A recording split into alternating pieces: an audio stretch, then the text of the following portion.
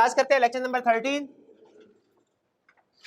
और chapter start करने जा रहे हैं हम चैप्टर 3 ऑडिट एविडेंस। आई कैप की बुक अभी आई नहीं, लेकिन नोट्स आपको प्रोवाइड कर दिए और मैंने शायद किसी क्लास में बता दिया ये प्रोविजनल नोट्स हैं, यानी उम्मीद है कि कोई चेंज आएगी नहीं, लेकिन अगर कोई चेंज आई कमी बेशी हुई तो मैं आपको बाद में बता दूंगा। ठीक है, तो ये तो नहीं कहेंगे सर ने पहले गलत पढ़ाया आप सही पढ़ा रहे हैं। हाँ ठीक है, उम्मीद है कि ऐसे कहेंगे। अच्छा, उम्मीद है कि ज्यादा चेंजेस आएंगे नहीं, ठीक, लेकिन फिर भी अगर इक्का दुक्का कोई चेंजेस आए तो मेरी जिम्मेदारी होगी, वो आपने नहीं ढूंढना। ठीक है, वो मेरी जिम्मेदारी होगी कि मैं ढूंढ के आपको। हाँ जी बिल्कुल भाई हाजिर है उसके लिए। ये एक्सपोजर ड्राफ्ट नहीं है मेरे भाई, ये इसे फाइनल ड्राफ्ट समझे, ये फाइनल ही है, लेकिन अगर कोई रिवीजन आती है ठीक है तो वो रिवीजन आपके साथ शेयर कर दी जाएगी।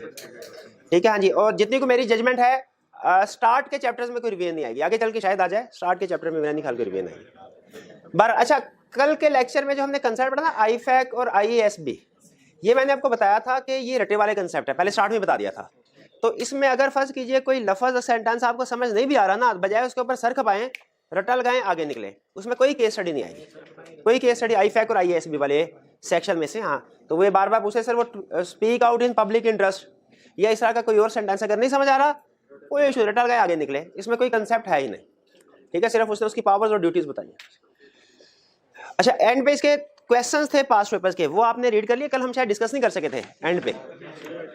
हाँ वो कल एश्योरेंस और नॉन एश्योरेंस सर्विस की डिस्कशन थोड़ा चली गई थी आगे डिटेल में।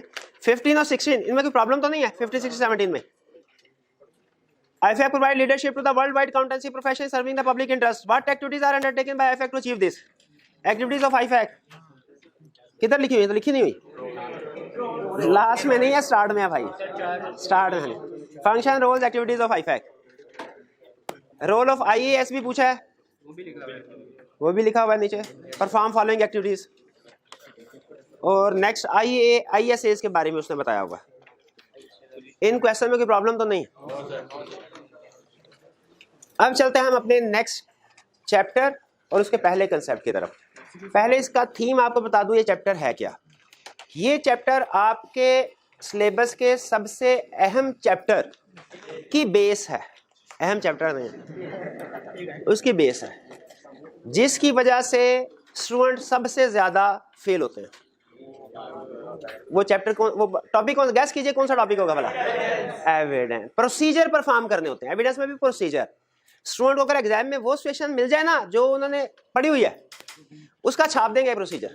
कई कुछ क्वेश्चन ऐसे भी होते हैं, लेकिन कुछ क्वेश्चन ऐसे होते हैं जिनमें वो आपकी प्रोफेशनल जजमेंट टेस्ट करना चाहता है। तो एग्जाम में 1 या 2 क्वेश्चन केस स्टडी ऐसी देता है जिसमें ऐसी सिचुएशन होगी जो आपने एग्जैक्टली उस जैसी सिचुएशन क्लास में कवर नहीं की होगी या पास पेपर में उसने नहीं दी होगी। वहां पे वो क्या, लेकिन आपके सिलेबस के अंदर होगी। तो वहां पे क्या टेस्ट कर रहा है? आपकी प्रोफेशनल जजमेंट, कि क्या आप बता सकते हैं इस सिचुएशन में क्या प्रोसीजर परफॉर्म करेंगे, कौन से प्रोसीजर रेलिवेंट है।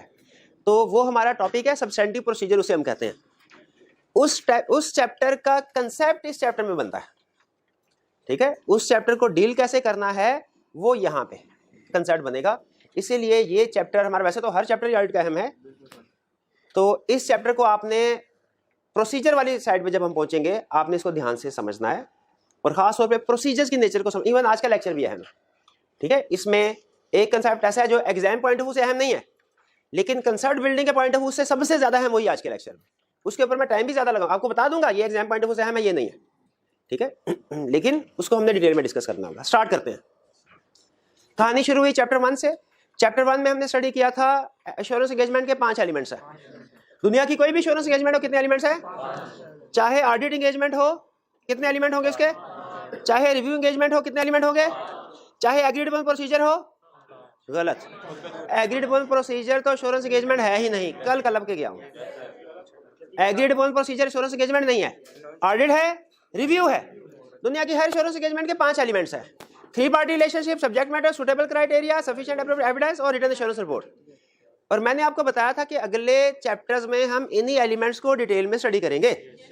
हमने चैप्टर 2 में स्टडी किया डिटेल में, डिस्कस किस को हमने डिस्कस किया? 3 पार्टी रिलेशनशिप को, सब्जेक्ट मैटर को, सूटेबल क्राइटेरिया को। ठीक है, अब इस चैप्टर में, चैप्टर 3 में हम एविडेंस को डिस्कस करने जा रहे हैं। पूरे चैप्टर 3 में एक ही एलिमेंट डिस्कस होगा, वो एलिमेंट कौन सा है? एविडेंस। सारी की सारी डिस्कशन एविडेंस के गिर्द घूमेगी। ठीक है, तो एक तो मैंने इसको चैप्टर 1 से लिंक कर दिया, फिर उसके बाद आगे चलते हैं। हमने पढ़ा था एविडेंस ऑब्टेन करना ऑडिटर ने, क्यों? लिंक बना रहा हूं, ऑडिटर की रिस्पॉन्सिबिलिटी है रीजनेबल एश्योरेंस ऑब्टेन करना। रीजनेबल एश्योरेंस कैसे ऑब्टेन होगी? एविडेंस के जरिए से। एविडेंस कैसे मिलेगा? शाबाश, प्रोसीजर परफॉर्म करने से। तो इस चैप्टर में हम एविडेंस के बारे में सीखेंगे, एविडेंस कैसा होना चाहिए, और प्रोसीजर के बारे में सीखेंगे कि इस एविडेंस को ऑब्टेन करने के लिए क्या क्या प्रोसीजर परफॉर्म करता है ऑडिटर। ऑडिटर के पास कितनी तरह के प्रोसीजर्स हैं और वो इन प्रोसीजर्स को कैसे परफॉर्म। जैसे अगर फर्ज कीजिए आप मेडिकल के स्टूडेंट होते तो इस वक्त मैं आपको बता रहा होता कि हमने अगर किसी मरीज का ऑपरेशन करना है, हमारे पास कौन कौन से टूल्स हैं और हमने किस टूल से क्या काम लेना है। ठीक है, उसी तरह आप प्रैक्टिशनर ऑडिटर बनने जा रहे हैं तो मैं क्लास में आपको क्या सिखा रहा हूं कि आपके पास कौन कौन से प्रोसीजर्स हैं और आपने एविडेंस ऑब्टेन करने के लिए किस प्रोसीजर को किस तरीके से इस्तेमाल करना है, ये हम इस चैप्टर में सीखेंगे। ठीक है, तो इस चैप्टर के दो बड़े हिस्से हैं और दोनों इंटर रिलेटेड है। पहला हिस्सा हमें बताता है एविडेंस के बारे में और दूसरा हिस्सा बताता है प्रोसीजर्स के बारे में। और इंटर रिलेटेड क्यों है भला? प्रोसीजर परफॉर्म करने से ही एविडेंस मिलेगा। ठीक है, तो अब हम एविडेंस की तरफ आज के लेक्चर में बात करेंगे हम एविडेंस की। प्रोसीजर की हम फिर कल से ऑनवर्ड जो लेक्चर्स होंगे उसमें बात करेंगे। ठीक है, लिंक क्लियर हो रहा है हमारा किस जगह पे खड़े? चलिए, अच्छा बताइए एविडेंस क्या होता है? हमने 5 एलिमेंट्स ऑफ एश्योरेंस एंगेजमेंट में पढ़ा था ना। एविडेंस क्या होता है जी? बताइए एविडेंस क्या है? Evidence is the information used by auditor in arriving at conclusion on which auditors opinion is based. जो अपनी रिपोर्ट में ऑडिटर कंक्लूजन देता है, उस कंक्लूजन पे पहुंचने के लिए जो भी इंफॉर्मेशन यूज करेगा वो एविडेंस है। वही रिपोर्ट में कंक्लूजन क्या देता है? या फाइनेंशियल स्टेटमेंट ठीक है, ये कंक्लूजन होता है, या फाइनेंशियल में गड़बड़ है, ये कंक्लूजन होता है। इस कंक्लूजन पे पहुंचने के लिए जो भी इंफॉर्मेशन यूज करेगा एविडेंस है। एविडेंस की एग्जांपल दीजिए। इस कंक्लूजन पे पहुंचने के लिए क्या हम सेल्स को वेरीफाई करते हैं? एग्जांपल दीजिए, सेल्स में क्या क्या एविडेंस हो सकता है? Sale invoices. एक मिनट ठहरिए, एक एक करके ताकि बात समझ भी आए। सेल्स के एरिया में क्या क्या एविडेंस हो सकता है? सेल इनवॉइसेस वगैरह नहीं, जनरल नहीं, स्पेसिफिक। से इनवॉइसेस तो परचेज भी होती हैं। अच्छा, मुझे जहां आप क्लियर नहीं ना करेंगे मैं हमेशा गलत चीज ही समझूंगा, प्रोफेशनल स्केप्टिसिज्म। अगर आप मुझे कहेंगे सेल्स के एरिया में सिर्फ ये कहेंगे ना इनवॉइस, तो मैं इसका मतलब सेल इनवॉइस नहीं समझूंगा। हाँ, तो इसलिए आप ये सिर्फ इसलिए ताकि आदत पड़े आपको स्पेसिफिक डॉक्यूमेंट को मेंशन करने की। सेल इनवॉइस, शाबाश। और डेटा कंफर्मेशन, क्योंकि क्रेडिट सेल की होगी ना। चले मान लिया वो। और नहीं, एक मिनट है, भाई को बोल। गुड्स रिसीट लगा। गुड रिसीट सेल्स में कौन सी गुड रिसीट नोट होती है?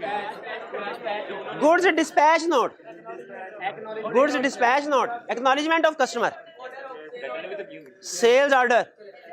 चलें, खैर कोई बात नहीं जी। आप बता दीजिए मेरे भाई, परचेजेस के एरिया में कौन कौन सा एविडेंस आप कलेक्ट करेंगे? परचेज इनवॉइसेस को देखेंगे, परचेज ऑर्डर, शाबाश। और गुड रिसीट नोट, शाबाश। नोट्स देखेंगे, कौन से नोट्स देखेंगे? मेरे में 2-3 नोट्स आ गए। गुड रिसीट नोट, हाँ ये बताएं। एक गुड डिस्पैच नोट भी होता है, वो भी मेरे में आ गया था। एक 50 का नोट भी होता है, भाई के आ गया। ये हो गई परचेजेस की डॉक्यूमेंट, परचेजेस का एविडेंस। फिक्स एसेट, भैया फिक्स एसेट के एरिया में क्या एविडेंस ऑब्टेन करेंगे?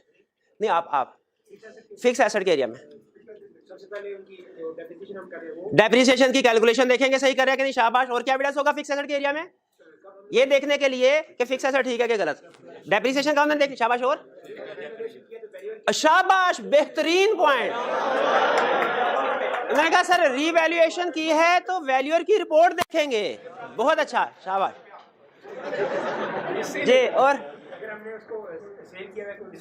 अगर डिस्पोजल किया तो देखेंगे प्रॉफिट या लॉस है उसके ऊपर कैलकुलेट किया कि नहीं किया। और अगर बैलेंस शीट में जो फिक्स एसेट आ रहे हैं फिजिकल इंस्पेक्शन, फिजिकली चेक कर लेंगे मौजूद है कि नहीं। बहुत अच्छा, बहुत अच्छा। आप बताइए इन्वेंट्री में क्या एविडेंस ऑब्टेन करेंगे आप एज ऑडिटर? कैसे चेक करेंगे, तसल्ली करेंगे कि इन्वेंट्री की अमाउंट ठीक लिखी हुई है बैलेंस शीट में?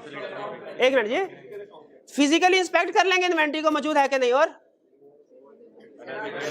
हाँ, जिस तरह उन्होंने कहा था कि रीवैल्यूएशन किया रिपोर्ट तो उसमें एनआरवी भी होती है, एनआरवी की कैलकुलेशन चेक कर लेंगे।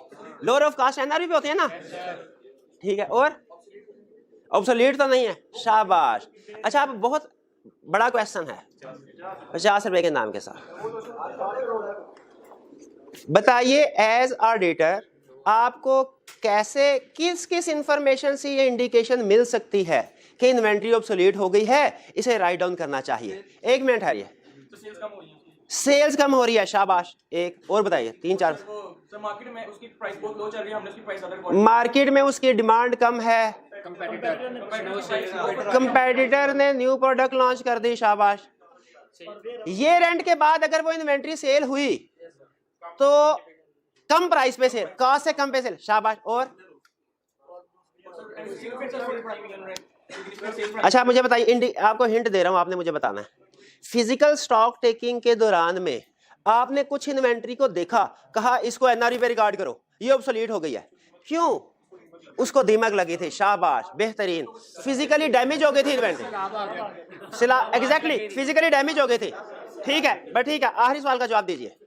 ये आपको इन्फॉर्मेशन दे रहा हूँ, केस स्टडी में आएंगी, ये कहीं पे किताब में नहीं लिखी हुई ये बातें, ये केस स्टडी में टेस्ट करेगा। ठीक है, लिखी हुई है वैसे, लेकिन जगह जगह पे है, सिर्फ आपको केस स्टडी के पॉइंट से इकट्ठी करके बता रहा हूँ। आखिरी इन्फॉर्मेशन, आपने काउंटिंग पढ़ी है, उसमें एक लफ्ज आता है एजिंग रिपोर्ट। कितने स्टूडेंट्स को नहीं पता एजिंग रिपोर्ट? होता है ना डेटर की स्पेसिफिक प्रोविजन कैलकुलेट करने के लिए है। हाँ, एजिंग रिपोर्ट, हाँ, जो ज्यादा पुराना होगा उसके ऊपर ज्यादा प्रोविजन जगह। मुझे आप ये बताइए, एजिंग रिपोर्ट भला किस किस एरिया में बनती है? डेटर्स में, इन्वेंट्री में। जो पुराने डेटर्स या इन्वेंट्री होती है उन्हें क्या करते हैं? उनकी प्रोविजन रिकॉर्ड। अच्छा, आपने इन्वेंट्री की एजिंग रिपोर्ट देखी, उसमें कुछ इन्वेंट्री आ रही थी फ्रेश, कुछ इन्वेंट्री आ रही थी ओल्ड। कैसे आइडेंटिफाई करेंगे कौन सी ऑब्सोलीट है? ओल्ड वाली, शाबाश शाबाश। तो ये डिफरेंट प्रोसीजर्स हैं। नहीं, इन्होंने पहले भी बताए थे, उनके पहले 3-4 सवाल पहले इकट्ठे करके 50 उन्होंने ऐसे नहीं मिल गए उनको। हाँ चलिए, ये सारी एविडेंस की एग्जांपल्स हैं, ये मैंने सिखानी है आपको, लेकिन 200-400 रुपया आपको दे के अगर आप खुद ही सीख लें तो घाटे का सौदा नहीं, मेरी जिंदगी आसान होगी। चलिए ठीक है, आगे चलते हैं जी। आप बताइए, आप डेटर्स को वेरीफाई कर रहे हैं, कैसे एविडेंस, क्या एविडेंस ऑब्टेन करेंगे ये इंश्योर करने के लिए कि बैलेंस शीट में जो डेटर्स लिखे हुए हैं वो ठीक है? शाबाश, कंफर्मेशन लेटर सेंड करेंगे। एक मिनट है उनको, कंफर्मेशन लेटर सेंड करेंगे ना लेटर, शाबाश। 3 प्रोसीजर बता दे, 50 रुपए, 3 प्रोसीजर। एक हो गया, कंफर्मेशन लेटर सेंड करेंगे। भाई बोले वैल्यूएट करें कि क्या उन्होंने सही बताया क्या गलत? डॉक्यूमेंट्स देखे, कौन से डॉक्यूमेंट्स? मेरे जहन में तो हजारों तरह के डॉक्यूमेंट्स आ गए ऐसे ना। हाँ, सेल डॉक्यूमेंट, शाबाश शाबाश। तो जरा सेल डॉक्यूमेंट्स बता दीजिए कौन कौन से होंगे? सेल इनवॉइस, अब ठीक है, चलिए आगे, क्लियर हो गए, आगे रिपीट नहीं करते आगे। और 2 प्रोसीजर बता दिए उन्होंने। एक इन्होंने कहा सर रिलेटेड डॉक्यूमेंट, सेल से रिलेटेड जो है कंफर्मेशन, सेटलमेंट वगैरह, शाबाश ठीक है। हम ये भी देखेंगे कि डेटर से ये रेंट के बाद कैश रिसीव हो गया कि नहीं। अच्छा मुझे बताइए एक क्वेश्चन, ये जो डेटर से कैश रिसीव हुआ, गौर से सुनिएगा, डेटर से कैश रिसीव हुआ, ये हम ड्यूरिंग द ईयर देखेंगे कैश रिसीव हुआ कि नहीं, कि हमारा ये रेंट होने के बाद देखेंगे कैश रिसीव हुआ कि नहीं? ये रेंट, क्योंकि ये रेंट के बाद वाली कलेक्शन ही कंफर्म कर रही होगी कि हमारा डेटर जेन्युइन था। शाबाश, याद रखिए, जिस एसेट का ये रेंट के बाद, जिस रिसीवेबल का ये रेंट के बाद पैसे रिसीव हो गए, उसके जेन्युइन होने में 1% भी शक नहीं। और जिस लायबिलिटी की ये रेंट के बाद पेमेंट हो गई, वो भी प्रोबेबली जेन्युइन है। ठीक है, तो ये रेंट के बाद कैश का रिसीव हो जाना या पे हो जाना, ये एक अहम एविडेंस होता है हमारा इस चीज का कि ये रेंट पे ये एसेट या लायबिलिटी जेन्युइन थी। अच्छा, इन्होंने प्रोसीजर बता दिए 3। फिर सुन लें, हमारे जितने भी रिसीवेबल होते हैं ना, रिसीवेबल 31 दिसंबर को मैंने रिकॉर्ड किया, रिसीवेबल 1 लाख का। हमारा ऑडिट में एक वैसे काउंटिंग होता है, कहा जाता है कैश इज किंग। किस वजह से? आपने 1 लाख का डाटा रिकॉर्ड किया ना, आप डाटा को कंफर्मेशन लेटर सेंड कर दें, ये भी एविडेंस है। आप उसके सेल इनवॉइस, सेल्स ऑर्डर वाला चेक कर लें, ये भी एविडेंस है, कोई शक नहीं है। लेकिन सबसे बेहतरीन एविडेंस क्या भला? कैश आ जाए। ये रेंट के बाद उस डाटा ने 1 लाख रुपए का कैश दे दिया, तो इससे बढ़ के एविडेंस ही कोई नहीं है। ठीक है, खुद बताइए, आप ऑडिटर हैं, आपने कंफर्मेशन लेटर सेंड किया कि सर मुझे बताइए, कंपनी कह रही है उन्होंने आपसे 1 लाख रुपया लेना है, क्या आपने 1 लाख देना है? उसने जवाब नहीं दिया, 1 लाख का चेक दे दिया, एविडेंस मिल गया कि नहीं मिल गया? बिल्कुल मिल, बल्कि अच्छे वाला एविडेंस मिल गया, एक तरह से कलेक्शन होगी ना। ठीक है, तो इसीलिए याद रखें, ये रेंट के बाद हमारे बहुत से एरियाज होंगे जिनमें प्रोसीजर लिखा होगा, सब्सिक्वेंट कलेक्शन चेक करो, सब्सिक्वेंट पेमेंट चेक करो। सब्सिक्वेंट कलेक्शन चेक करो का मतलब क्या है? कि ये रेंट के बाद चेक करो रिसीव हुआ है कि नहीं। सब्सिक्वेंट पेमेंट का मतलब क्या है? ईयर के बाद चेक करो पे हुआ कि नहीं हुआ। ठीक है, आखिरी क्वेश्चन सिर्फ, उसके बाद फिर वापस टॉपिक की तरफ चलना है। इन्होंने डेटर के प्रोसीजर बताए 3। कौन कौन से प्रोसीजर बताए? एक उन्होंने कहा डॉक्यूमेंट चेक कर लें सेल से रिलेटेड, कंफर्मेशन, और ईयर एंड के बाद जो कैश रिसीव हुआ। एक और प्रोसीजर बता दे कोई भी स्टूडेंट 100 जी, एक और प्रोसीजर जो कि अहम है, जो मेरे जहन में है वो वाला, डेटर्स की अंडरटेकिंग। नहीं वो तो कंफर्मेशन में मिल जाती है हमें कि डेटर के टी अकाउंट में गड़बड़ तो नहीं हुई। एजिंग, अच्छा एजिंग रिपोर्ट भी वैलिड है, लेकिन मेरे जहन में ये वाला नहीं है। प्रोविजन फॉर बैड, वो तो एजिंग रिपोर्ट से रिलेट करती है ना। Bad debt recovery income, good debt dispatch note, वो तो सेल्स के डॉक्यूमेंट्स में आ गए। कैश भी बता दिया उन्होंने। कस्टमर एक्नॉलेजमेंट डॉक्यूमेंट्स में आ जाता है, सेल्स से रिलेटेड जो डॉक्यूमेंट। जी नहीं, 100 रुपए का जेब में डालने का नहीं, ये भाई अकाउंट बोला तो कुछ कुछ करीब पहुंच गए थे।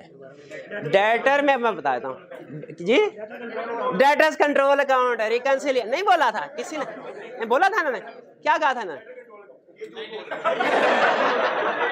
चलें दे नहीं, वो गवाही मिल गई है, ठीक है ट्रांसफर कर दें। ठीक है, डेटर्स कंट्रोल अकाउंट की सब्सिडरी लेजर के साथ रिकंसिलिएशन अकाउंटिंग में बनाते नहीं है, काउंटिंग में बनाते, बिल्कुल सब्सटेंटिव प्रोसीजर बताते हुए आपके काउंटिंग के कंसेप्ट अप्लाई होंगे। ठीक है, तो मेरा कंसेप्ट ये भी था, डेटर्स में जो अहम प्रोसीजर है, एक एजिंग और एक रिकंसिलिएशन, किसके साथ? डेटर्स कंट्रोल अकाउंट की सब्सिडरी लेजर के साथ, सेल्स लेजर के साथ। ठीक है जी, तो हमें पता चल गया एविडेंस क्या है। एविडेंस हर उस इंफॉर्मेशन को कहते हैं। अब ये हमने जब हर एरिया पे एविडेंस इकट्ठा कर लिया, जब सारी एरिया पे एविडेंस मिल गया, तो हमें पता चल गया कि financial statements true and fair, ये एविडेंस। लेकिन उस एविडेंस के साथ हमने एक और चीज भी पढ़ी थी, क्या? एविडेंस को सफिशिएंट एप्रोप्रिएट होना चाहिए। Evidence must be sufficient and appropriate. Evidence पता चल गया हमें क्या है, लेकिन सफिशिएंट क्या होता है, एप्रोप्रिएट क्या होता है, ये हमें पता नहीं चला। ठीक है, वो कहते हैं सफिशिएंसी का ताल्लुक है क्वांटिटी ऑफ एविडेंस से, एप्रोप्रिएटनेस का ताल्लुक है क्वालिटी ऑफ एविडेंस से।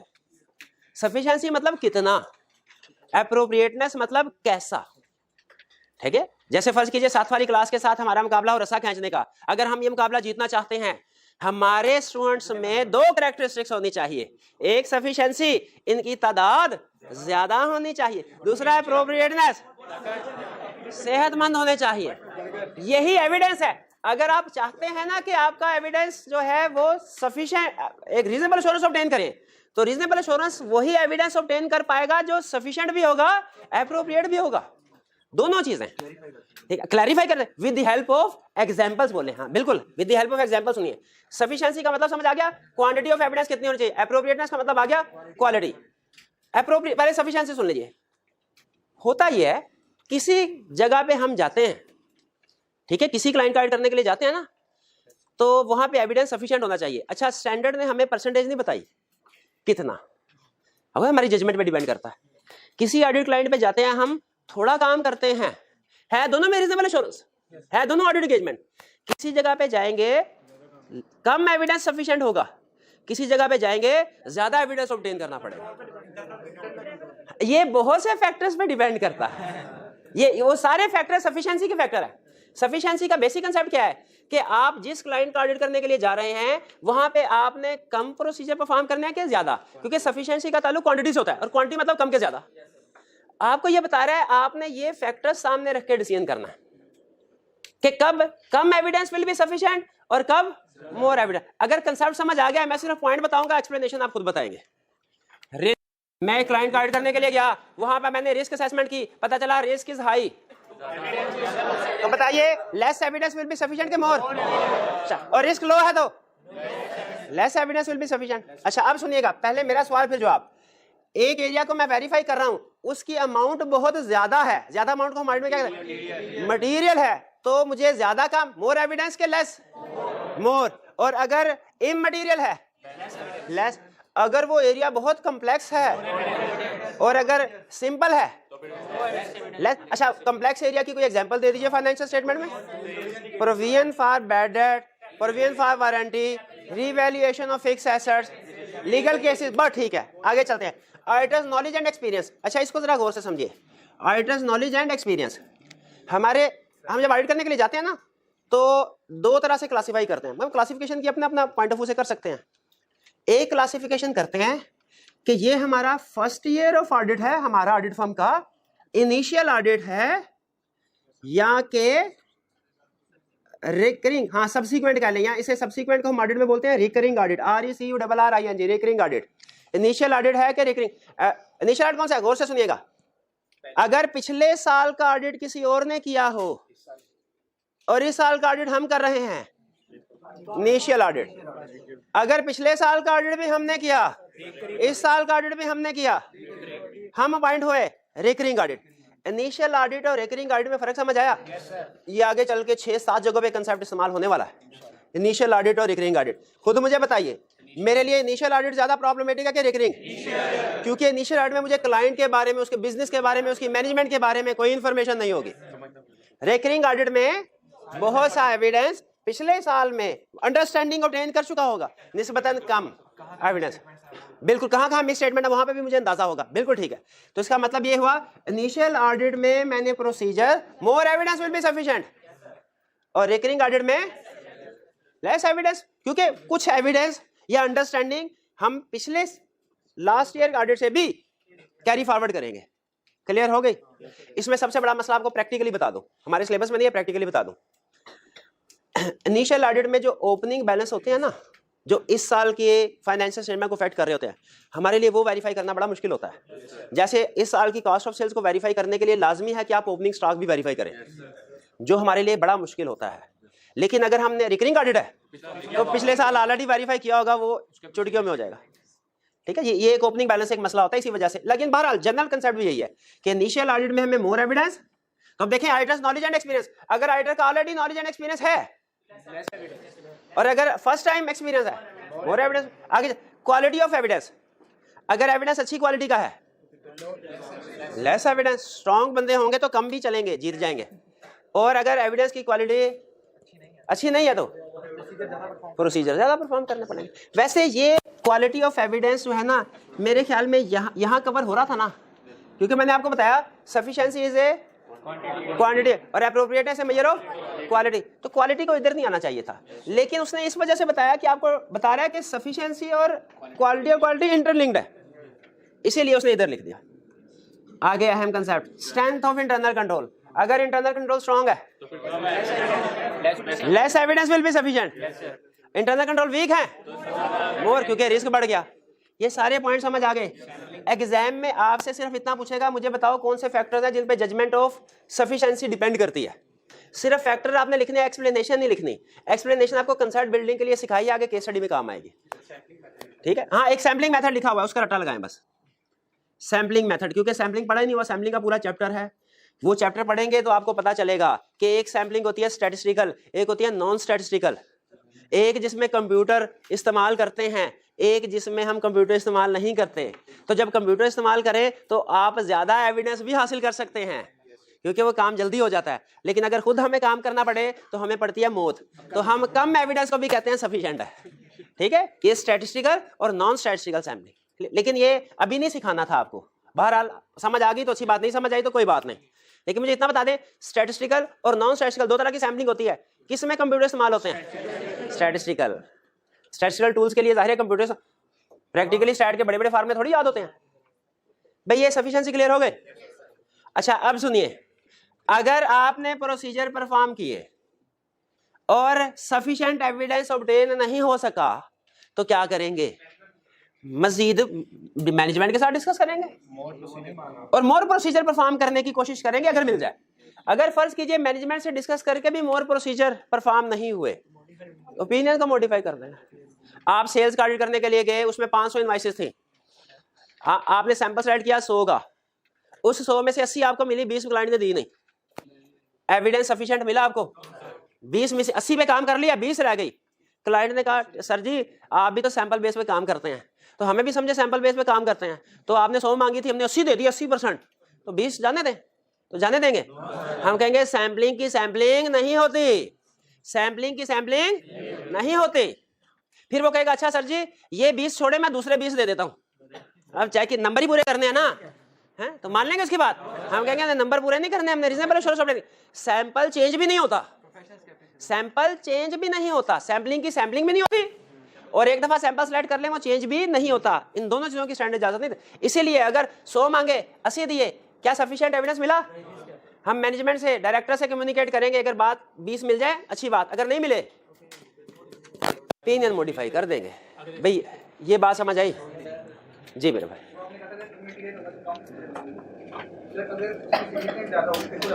हाँ, अगर बिल्कुल यहाँ पे हमने यही सीखा था कि अगर अमाउंट ज्यादा है, सिग्निफिकेंट है, तो प्रोसीजर ज्यादा होंगे, लेकिन अगर अमाउंट कम है किसी एरिया की, वो इनसिग्निफिकेंट है, अमाउंट कम है तो कम प्रोसीजर लगेंगे। बिल्कुल ऐसे ही। क्लियर हो गया ये? ठीक है, चलिए आगे चलते हैं। Appropriateness, appropriate sufficiency is a measure of quality, sufficiency measure of quantity. मुझे भी वायरस लगा दी। Sufficiency is a measure of quantity of evidence, appropriateness is a measure of quantity. समझ आ गया? सफिशिएंसी किन फैक्टर पे डिपेंड करती है, भी समझ आ गया। अब आगे एप्रोप्रिएटनेस, इसमें है दो। Appropriateness depends on relevance and reliability, relevance and reliability. ठीक है, अच्छा अब इनमें से एक पॉइंट है हमारे एग्जाम पॉइंट ऑफ व्यू से अहम, और एक है कंसेप्ट बिल्डिंग के लिए अहम। पहले कौन सा करवाऊं? कंसेप्ट बिल्डिंग वाला। नहीं, ऐसा करते हैं पहले एग्जाम वाला कर लेते हैं, ताकि तसल्ली हो जाए कि यार बाकी का लेक्चर समझ ना भी आया ना तो चलो एग्जाम का क्वेश्चन तो तैयार हो जाएगा, बाकी कंसेप्ट अभी समझ नहीं आया तो अगले किसी लेक्चर में दोबारा डिस्कस होगा, वहां समझ है। तो पहले एग्जाम के मार्क्स सिक्योर करते हैं। Appropriateness is major of quality which depends on liability. Reliability का मतलब क्या? रिलायबिलिटी का मतलब ये है कि जो आपको एविडेंस मिला ये किस सोर्स से मिला, किन सर्कमस्टेंसेस में मिला। क्या हमें एविडेंस एक ही सोर्स से मिलता है? हमें एविडेंस डिफरेंट सोर्सेज से मिलता है। कुछ एविडेंस हमें विद इन द एंटिटी मिलता है, कुछ एविडेंस हमें आउटसाइड द एंटिटी मिलता है, कुछ एविडेंस हमें इस साल मिलता है, कुछ एविडेंस पिछले साल का हम यूज कर लेते हैं। तो एविडेंस के डिफरेंट सोर्सेज होते हैं। कुछ एविडेंस हमें एक डिपार्टमेंट से मिलेगा, कुछ एविडेंस हो सकता है दूसरे डिपार्टमेंट से मिले, कुछ एविडेंस हमें ज़बानी कलामी मिलेगा, कुछ एविडेंस हो सकता है रिटन फॉर्म में मिले। ठीक है, तो एविडेंस के डिफरेंट सोर्सेज होते हैं, यानी हमें डिफरेंट सोर्सेज से एविडेंस मिलता है। क्या हर सोर्स की रिलायबिलिटी हर सोर्स में एक जैसे ही अहमियत होगी? नहीं। ये एक भाई फर्ज कीजिए नॉर्मली सच बोलते हैं, दूसरे भाई नॉर्मली झूठ बोलते हैं, दोनों भाइयों ने मुझे एक स्टेटमेंट दी, क्या दोनों की रिलायबिलिटी एक जैसी होगी? एज ऑडिटर हमने इस चीज को कंसीडर करना है। सिर्फ हमारे लिए ये अहम नहीं है कि हमें स्टेटमेंट क्या दी जा रही है, हमारे लिए ये भी अहम है कि स्टेटमेंट कौन दे रहा है, किन हालात में दे रहा है। स्टेटमेंट कौन दे रहा है, किन हालात में दे रहा है, हमने ये भी देखना है। इसे कहते हैं रिलायबिलिटी।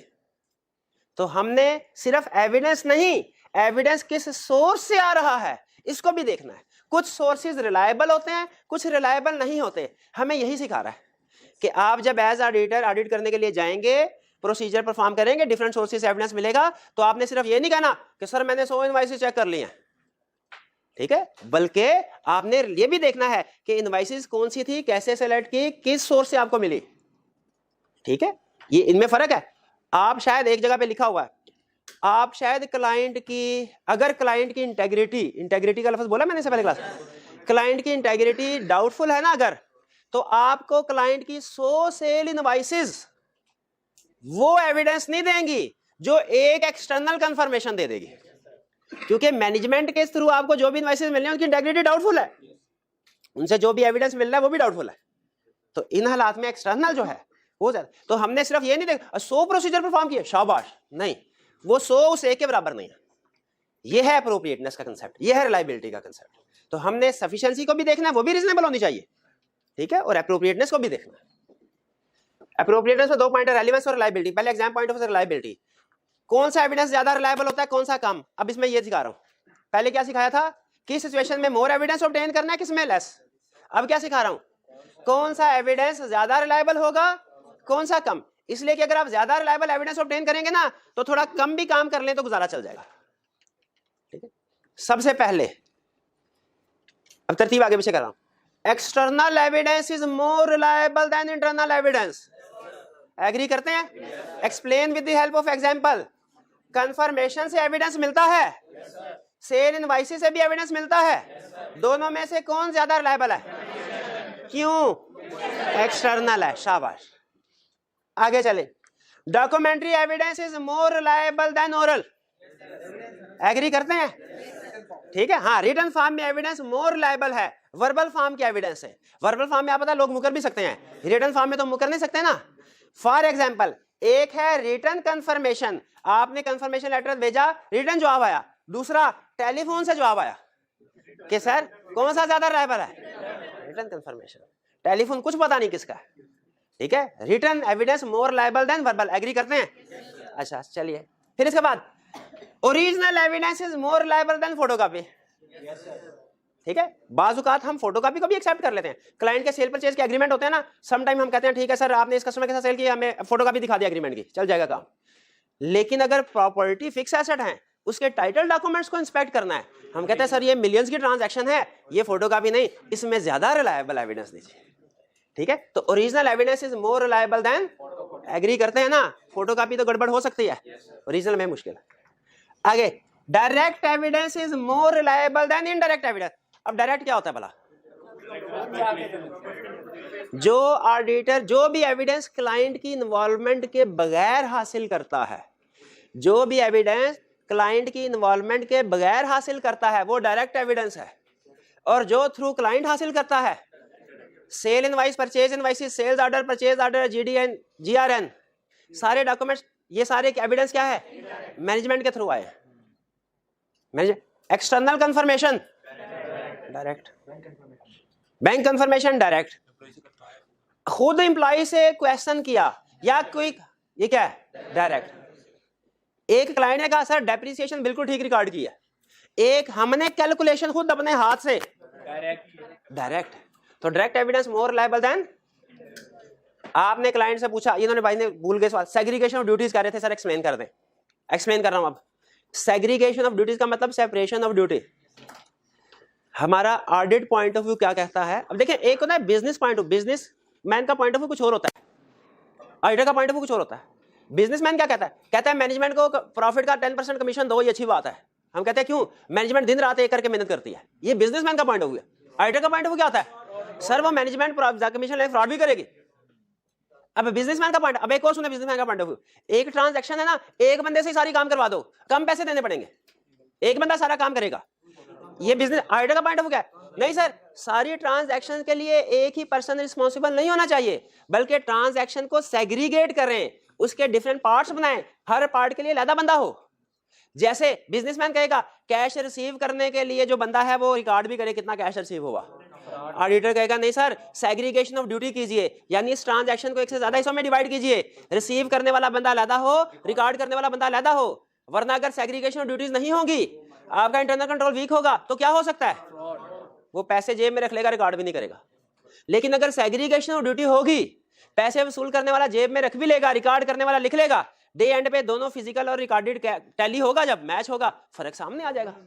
तो हाँ, दोनों मिल जाएं, कोलिजन, वो हमारी लिमिटेशन है, इनहेरेंट लिमिटेशन है, उसमें फिर हमारा कोई कसूर नहीं। तो सेग्रीगेशन ऑफ ड्यूटीज एक गुड इंटरनल कंट्रोल है। अब हमने पूछा मैनेजमेंट से, सर बताइए क्या कैश रिसीट्स पे सेग्रीगेशन ऑफ ड्यूटीज है? सीएफओ ने कहा है, ये है इंक्वायरी।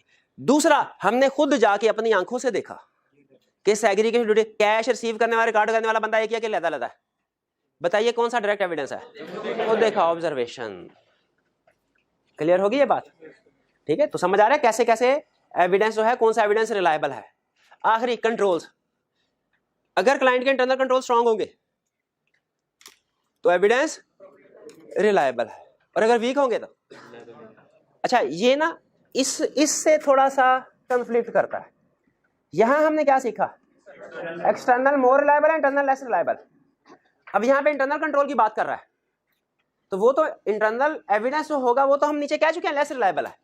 लेकिन अगर इंटरनल कंट्रोल स्ट्रांग होंगे ना, तो इंटरनल एविडेंस भी ज्यादा नहीं तो मॉडरेटली रिलायबल हो सकता है, अगर इंटरनल कंट्रोल स्ट्रांग होंगे।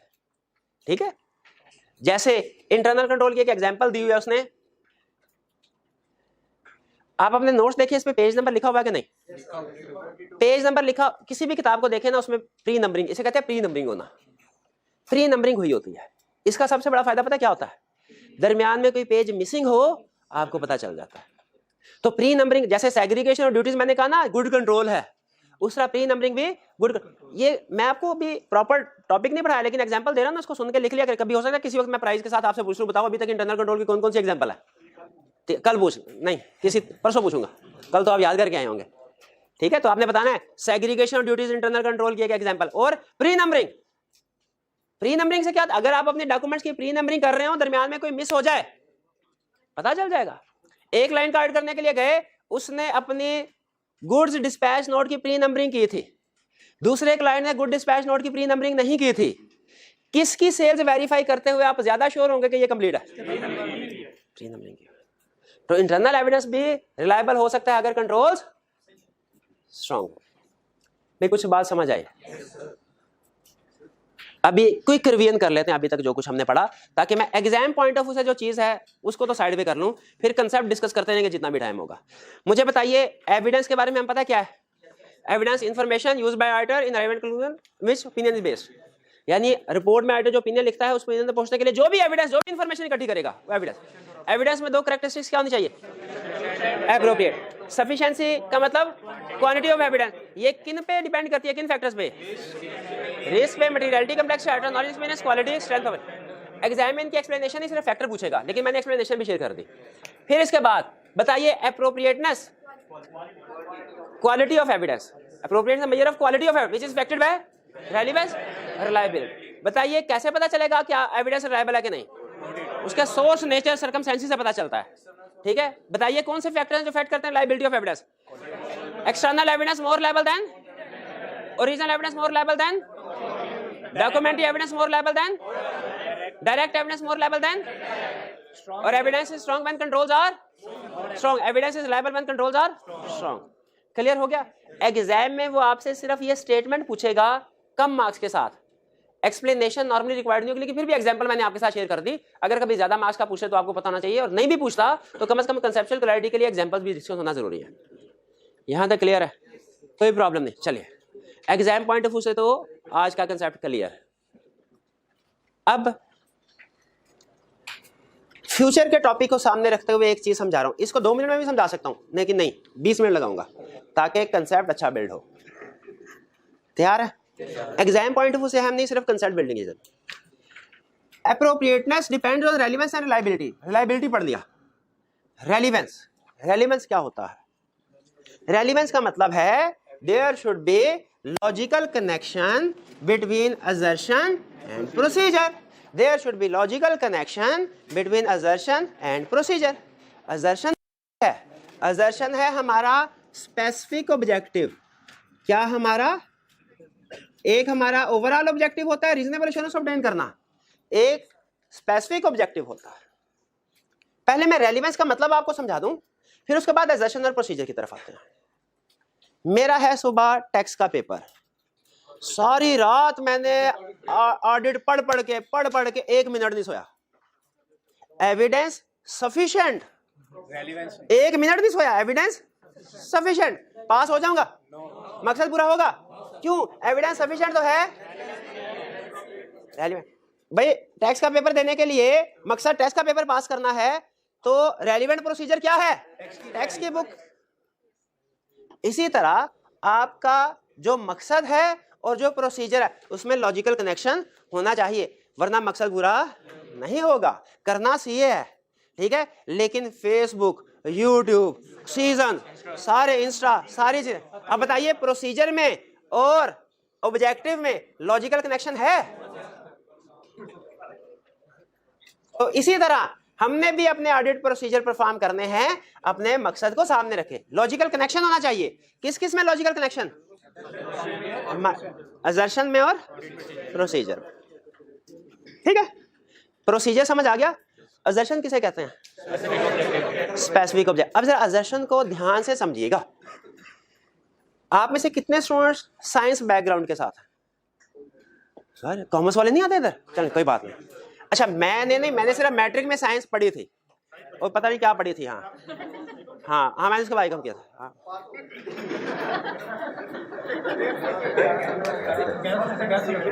चलिए अच्छा आप सुने, उसमें एक कंसेप्ट होता था मॉलिक्यूल्स। मॉलिक्यूल्स क्या होते हैं? मॉलिक्यूल और एटम होता था कोई, क्या फर्क होता था? अच्छा ग्रुप ऑफ एटम, हाँ ग्रुप ऑफ ये मॉलिक्यूल है ना, इसके अंदर एटम होते थे। हाँ atom, group of atom molecule होता था भाई, इसे एग्री करते हैं इस डेफिनेशन? अच्छा ठीक है, एक एटम के अंदर भी कुछ चीजें होती थी। हाँ शाबाश, क्या होते थे? Proton, proton, electron, neutron. ठीक है ठीक है बाबा, ठीक है ठीक है। अच्छा मुझे ये बताइए, अगर हम मॉलिक्यूल को अंडरस्टैंड करना चाहते हैं अच्छे तरीके से, तो हमें सिर्फ मॉलिक्यूल लेवल पे ही काम करना चाहिए कि उसके नीचे एटम लेवल पे, और सिर्फ एटम लेवल पे काम करना चाहिए कि उसके नीचे प्रोटॉन, इलेक्ट्रॉन, न्यूट्रॉन, इसकी भी अंडरस्टैंडिंग जरूरी है। इनकी अंडरस्टैंडिंग होगी तो इसकी अंडरस्टैंडिंग मिलेगी, इनकी अंडरस्टैंडिंग होगी तो इसकी अंडरस्टैंडिंग। अब सुनिए, अगर हमने फाइनेंशियल स्टेटमेंट्स वेरीफाई करनी है, फाइनेंशियल स्टेटमेंट्स वेरीफाई करनी है, तो क्या फाइनेंशियल स्टेटमेंट सिंगल यूनिट के तौर पे वेरीफाई होंगी, या ये जिन पार्ट से मिलके बनी है उन पार्ट्स को अलग-अलग वेरीफाई करना होगा? जैसे सेल्स को अलग करना होगा, जैसे परचेजेस को अलग करना होगा, जैसे डेटर्स को अलग करना होगा, वगैरह वगैरह। इसे एग्री करते हैं? अच्छा अब अगर इवन आपने डेटर या सेल्स या परचेजेस को भी वेरीफाई करना है, तो इनको भी एक ही तरह से वेरीफाई नहीं कर सकते, इनके भी कुछ हिस्से करने पड़ेंगे। जैसे सेल्स में, छोटी सी एग्जांपल दे रहा हूं, छोटे सेल्स में आपको वेरीफाई करना चाहते हैं ना, तो सेल्स में आपको यह भी देखना पड़ेगा कि ये ओवर स्टेटेड तो नहीं है, और ये भी देखना पड़ेगा ये अंडर स्टेटेड तो नहीं है, और शायद आगे चल के कुछ एक दो चीजें और भी देखनी पड़े कि ये मिस क्लासिफाइड तो नहीं है, या चले उसको। भैया बात समझ आ रही है? जब हम बात करते हैं ना आइटर के ओवरऑल ऑब्जेक्टिव की, तो वो होता है ये वेरीफाई करना, फाइनेंशियल स्टेटमेंट को वेरीफाई करना, ये आइटर का ओवरऑल ऑब्जेक्टिव है। लेकिन ये ओवरऑल ऑब्जेक्टिव तब तक मीट नहीं हो सकता जब तक हम ये और इसके अंदर भी ये स्पेसिफिक ऑब्जेक्टिव इसको ना मीट करें। प्रैक्टिकली हम क्या करते हैं, टीम होती है हमारी, फाइनेंशियल स्टेटमेंट्स पार्टनर्स ने ओपिनियन देना है। पार्टनर क्या करता है, अपने टीम के हर बंदे को एक एक दो दो एरिया दे देता है, हर टीम वाला उस एरिया को डिफरेंट पार्ट्स में क्लासिफाई करता है। ये जो मैंने आपके सामने ओवर स्टेटमेंट, अंडर स्टेटमेंट लिखे हुए हैं। और जब हम सेल्स को वेरीफाई कर रहे होते हैं ना, तो हम उसके इस स्पेसिफिक ऑब्जेक्टिव को वेरीफाई करते हैं। जब ये सारे स्पेसिफिक ऑब्जेक्टिव वेरीफाई हो जाते हैं, मतलब सेल्स वेरीफाई, और जब ये सारे एरियाज वेरीफाई हो गए, मतलब financial statement verified, audit complete. तो ये है हमारा ओवरऑल ऑब्जेक्टिव। लेकिन इस ओवरऑल ऑब्जेक्टिव को मीट करने के लिए मोस्ट बेसिक लेवल पे हमें ये स्पेसिफिक ऑब्जेक्टिव मीट करना पड़ते हैं। हमें ना सिर्फ ये देखना पड़ता है सेल्स ओवरस्टेटेड तो नहीं, बल्कि ये भी देखना पड़ता है सेल्स अंडरस्टेटेड तो। यानी एक लफ्ज हमने बोलना हो ना कि सेल इज वेरीफाइड, इस लफ्ज तक पहुंचने के लिए हमें 5-6 चीजें चेक करना पड़ती हैं। सेल्स ओवरस्टेटेड तो नहीं, सेल्स अंडरस्टेटेड तो नहीं, मिस क्लासिफाइड तो नहीं, ऊपर नीचे हुई हुई, ठीक है, और अगले साल की, इस साल की, अगले, वगैरह वगैरह, बहुत सी चीजें। ये जो होता है ना हमारा स्पेसिफिक ऑब्जेक्टिव, ओवरऑल को तो हम कहते हैं ना रीजनेबल एश्योरेंस, स्पेसिफिक ऑब्जेक्टिव को कहते हैं असर्शन। असर्शन यानी जब हमने किसी भी एक एरिया को वेरीफाई करना है ना, तो आपको उसकी डिफरेंट असर्शन में पहले क्लासिफाई करना पड़ेगा, फिर हर स्पेसिफिक असर्शन को वेरीफाई करना पड़ेगा। जिस एरिया की भी सारी असर्शन वेरीफाई हो गई, वो एरिया वेरीफाई हो गया, और जब सारे एरिया वेरीफाई हो गए, फाइनेंशियल स्टेटमेंट वेरीफाई हो गई। ये ओवरऑल और स्पेसिफिक ऑब्जेक्टिव लिंक समझ आया आपको? चलिए पहली चीज तो आपको ये समझानी, क्योंकि लफ्ज असर्शन स्टूडेंट को बड़ी प्रॉब्लम करता है। असर्शन के आगे चल के कहीं पे आया ना, तो जो मर्जी इंग्लिश लिखी हो वो आपने रटा लगा लेनी है। कंसेप्ट समझने के लिए असर्शन क्या होता है, आपने इस छोटा सा स्ट्रक्चर को ध्यान में ले आना कि स्पेसिफिक ऑब्जेक्टिव हम हर एरिया को डिफरेंट पार्ट्स में क्लासिफाई करते हैं, और हर पार्ट को वेरीफाई करना मतलब वो असर्शन को वेरीफाई करना। जो हर पार्ट होता है वो असर्शन कहलाता है। जी सेल असर्शन नहीं है, सेल असर्शन नहीं है। सेल तो एक एटम है, इसके अंदर जो प्रोटॉन ये है, ये assertion है। सेल्स को हमने 6 हिस्सों में क्लासिफाई किया, वो 6 हिस्से assertion है। मैं उन 6 हिस्सों के नाम नहीं बताना चाहता आपको, सिर्फ कंसेप्ट बिल्ड करना चाहता हूं कि हर एरिया, ये फाइनेंशियल स्टेटमेंट है, ये फाइनेंशियल स्टेटमेंट है, और ये फाइनेंशियल स्टेटमेंट के अंदर area sale, purchase, debtors, creditor, fix asset, inventory, equity, non current liability, loan, accrued expenses, prepaid expenses, repair expenses वगैरह वगैरह, ये सारे एरियाज है। नहीं ये सारे एरियाज है, बस ये सारे एरियाज है फाइनेंशियल स्टेटमेंट के अंदर, ये सारे एरियाज है। किसी भी एक एरिया को वेरीफाई करना है आपने, तो फर्दर उसको आपने 6 हिस्सों में डिवाइड करना है, और जब हर हिस्से को डिवाइड करेंगे और उसको वेरीफाई कर लेंगे, एरिया वेरीफाइड, जब सारे एरिया वेरीफाइड, ठीक है। यानी आपने प्रोटॉन, इलेक्ट्रॉन, न्यूट्रॉन, इनकी अंडरस्टैंडिंग ऑब्टेन कर ली, तो मतलब एटम की अंडरस्टैंडिंग ऑब्टेन कर, जब सारे एटम की अंडरस्टैंडिंग ऑब्टेन कर ली, मॉलिक्यूल की अंडरस्टैंडिंग ऑब्टेन कर ली। सिंपल। नहीं ये बात समझ आ गई? चलिए आगे चलते हैं। अच्छा अब सुनिए जरा, कहानी में ट्विस्ट तो भी आना है, बल्कि मेरा ख्याल है ये नेक्स्ट एपिसोड में भी बात चलेगी भाई। अच्छा असर्शन समझ आ गया आपको क्या, और प्रोसीजर।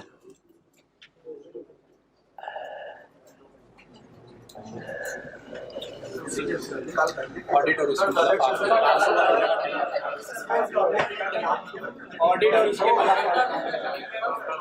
आप शुरू कर दिया, पूरा होगा नहीं, लेकिन ये टेम्पो भी बना हुआ है। कल फिर शुरू के 4-5 मिनट मुझे, ठीक है ऑडिट के लिए सवाल का वक्त हुआ। चलिए ठीक है, यहाँ पे मैं मजीद नहीं पढ़ा रहा जी। प्रोमो, हाँ प्रोमो, चलें ठीक है। सिर्फ भाई ने प्रोमो का है, सिर्फ जिसने नहीं देखना ना देखें। अच्छा चले, सिर्फ एक चीज, सिर्फ एक आंसर। आप में से कोई अकाउंटिंग पढ़ी है आपने? चले 2 क्वेश्चन 2 प्राइज के साथ। काउंटिंग में आपको ये बताया गया कि सेल्स की जो ट्रांजैक्शन होती है, इसका सिस्टम क्या होता है, यानी कैसे इनिशिएट होती है, कैसे प्रोसेस होती है, ये अकाउंटिंग में सिखाया। सेल का काउंटिंग साइकिल कह लें या डॉक्यूमेंट्स कह लें। कोई स्टूडेंट जो मुझे तरतीब से बता दे कि सेल्स की ट्रांजैक्शन इनिशिएट कैसे होती है और कैसे डिफरेंट प्रोसेस से गुजर के रिकॉर्ड होती है। 50 रुपए इनाम। 1 मिनट पहले इनको सबसे पहले, ठीक है। उसके बाद वो परचेज ऑर्डर देते हैं सर, वो कोटेशन करनी है सर, कोटेशन टेंडर को कोटेशन। मैं सेल्स पूछ रहा हूँ, परचेज नहीं। अच्छा ठीक है, ठीक, हम अखबार में दिखा देंगे, हम ये चीज बेचते हैं, इतने रुपए में बेचते हैं, ठीक है आगे चले। उसके बाद सर वो फिर ऑर्डर मिलेगा, हमें ऑर्डर मिलेगा, कस्टमर आएगा, सेल्स ऑर्डर मिल गया, शाबाश, सेल्स ऑर्डर बना दिया। इनवॉइस जनरेट करेंगे, वो एक लगाएगा, वो कहेगा इनवॉइस किस चीज की दे रहे हो। अच्छा 60 डिस्पैच, हाँ तो ये क्या डिस्पैच का है ना, मैं क्या सीधी, तो ठीक है। ऑर्डर आया, ऑर्डर के बाद गुड्स को डिस्पैच किया और साथ ही सेल इनवॉइस भी भेज दी। इसके बाद हाँ शाबाश, उसके बाद सेल्स रिकॉर्ड कर देंगे। कहाँ पे? बुक्स में, बुक्स बोले तो बुक्स, जर्नल के लेजर, जर्नल में, शाबाश। और जर्नल के एक होता है रिकॉर्डिंग, एक होता है पोस्टिंग, लेजर में पोस्ट, शाबाश, फौरन दे भाई, फौरन दे। सेल्स की ट्रांजैक्शन कैसे रिकॉर्ड होती है? सेल्स ऑर्डर, फिर गुड्स डिस्पैच, फिर सेल इनवॉइस, फिर रिकॉर्डिंग किसमें? जर्नल में, और जर्नल से फिर पोस्टिंग टी अकाउंट्स में, शाबाश। अब जो स्टूडेंट मुझे परचेज का सिस्टम समझाएगा, नहीं आप चले परचेज का सिस्टम जी।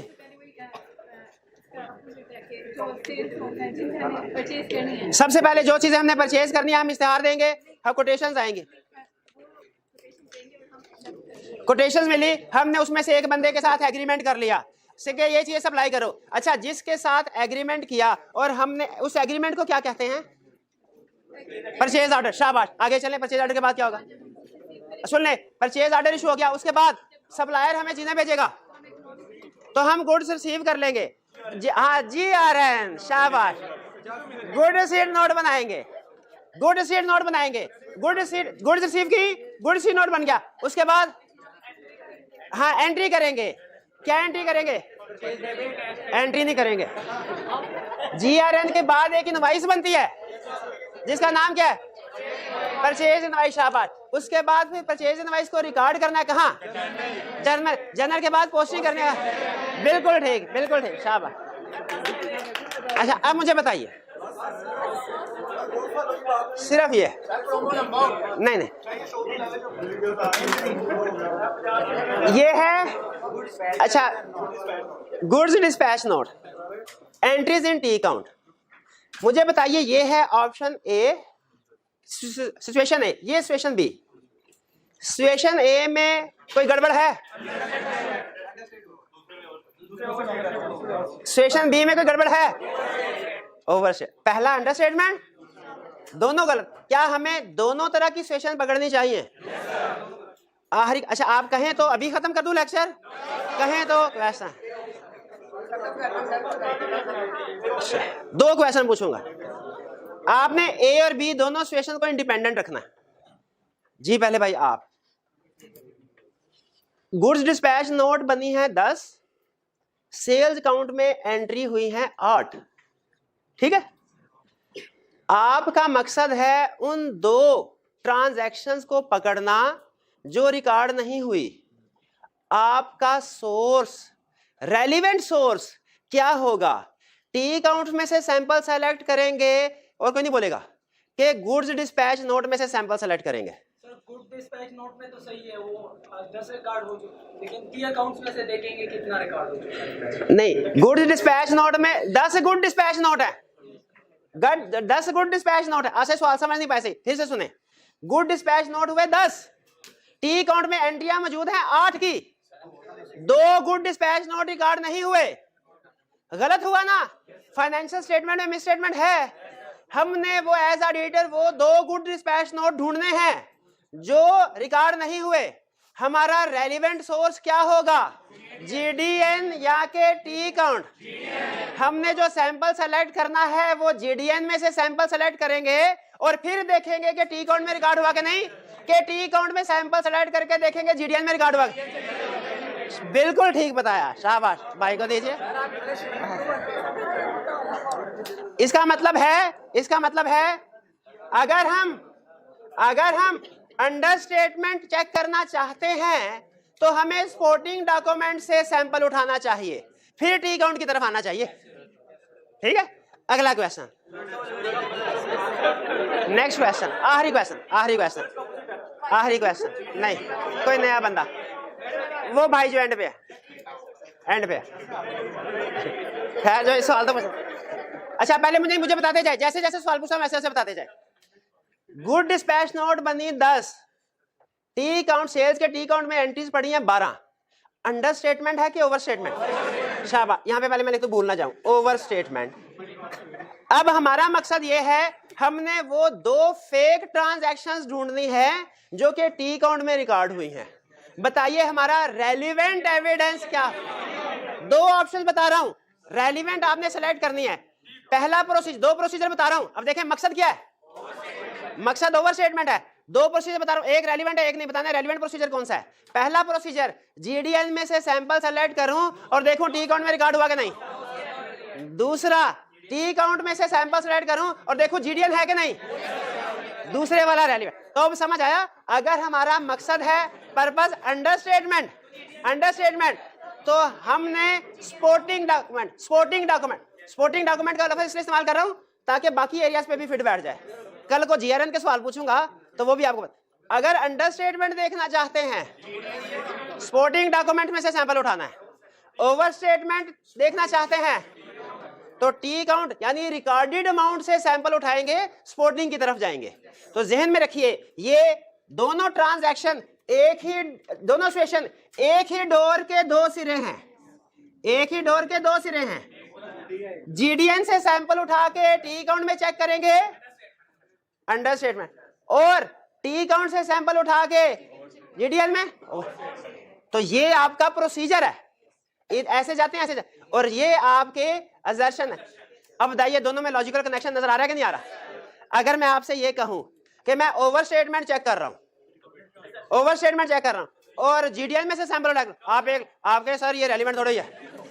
और अगर मैं कहूं कि अंडर स्टेटमेंट चेक करनी है, यानी जीडीएन, भाई समझ आया आपको? यानी अब मेन कंसेप्ट चले, यहां तक तो बात समझ आ गई कि लॉजिकल कनेक्शन होना चाहिए असर्शन में और प्रोसीजर में। और एग्जांपल हमने समझ ली कि ओवर स्टेटमेंट चेक करना, कंक्लूजन के ऊपर आ रहा हूं, ओवर स्टेटमेंट चेक करना चाह रहे हैं तो हमारा रेलिवेंट प्रोसीजर कुछ और होगा। अंडर स्टेटमेंट चेक करना चाह रहे हैं तो हमारा रेलिवेंट प्रोसीजर कुछ। शाबाश। अगर ये किस सिचुएशन में टी काउंट से सपोर्टिंग की तरफ जाना है, किस में सपोर्टिंग से टी काउंट की, ये अगर आपको थोड़ा मुश्किल लग रहा है, कोई मसला नहीं है। ये आगे कई दफ़ा रिवीजन करेंगे हम इसके, ठीक है। लेकिन मेन पॉइंट यही था जो मैंने समझा दिया। बाकी इंशाल्लाह तीनों जो है ये इजी है, बाकी के इजी हैं। सबसे अहम और सबसे मुश्किल यही होता है स्टूडेंट के लिए। अगर ये नाम तो दें भाई, चले ना जाए। वो तो नहीं बताया, उसने बताया। हाँ जी बताया जी। चलिए, ये था हमारा आज का लेक्चर। आपने घर जाके बाकी सारा याद करें और कोशिश कर लें। ये खास तौर पे ऑनलाइन वाले जो स्टूडेंट्स हैं, इनसे मेरी रिक्वेस्ट है कि ये जो testing of over statement, under statement lecture का ये वाला हिस्सा है ना, इसको 2 दफ़ा सुन लें, इसको 2 दफ़ा, ये बहुत काम आएगा, बहुत फ़ायदा देगा इंशाल्लाह। चलिए जी, आज का लेक्चर यहाँ पे ख़त्म करते हैं हम। अल्लाह हाफ़िज़।